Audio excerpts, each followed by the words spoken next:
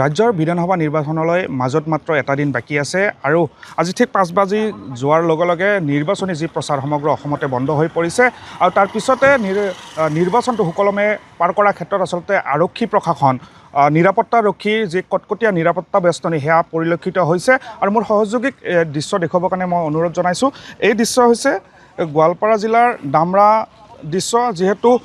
গোৱালপাৰা জিলাখন অসম মেঘালয় সীমান্তত অৱস্থিত আৰু সীমামূৰীয়া এখন জিলা আৰু তাৰ কাৰণে আচলতে এনেকুৱা ধৰণৰ মেঘালয়ৰ পৰা অসমত প্ৰৱেশ কৰা যান বাহনসমূহ এতিয়া তন্নতন্নকৈ তালাচী ব্যৱস্থা কৰিছে। নিৰাপত্তা ব্যৱস্থাটো অধিক কটকটীয়া কৰি তোলা পৰিলক্ষিত হৈছে। অসম আৰক্ষী বা গোৱালপাৰা আৰক্ষীৰ উপৰিও গোৱালপাৰা জিলালৈ 28টা কোম্পানী মোতায়েন কৰা হৈছে। ITBP, CISF, পাঞ্জাৱ পুলিচ, ইয়াৰে প্ৰায় 28শ জোৱান গোৱালপাৰা জিলাখনত নিয়োগ কৰিছে আৰু এই গোটেই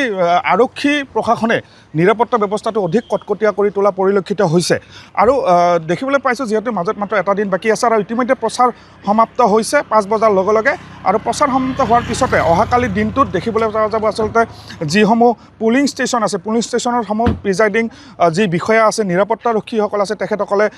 এই পুলিং ষ্টেচনসমূহলৈ ৰাওনা হ'ব আৰু এনেধৰণে এতিয়া দুধনৈ যি ডামৰা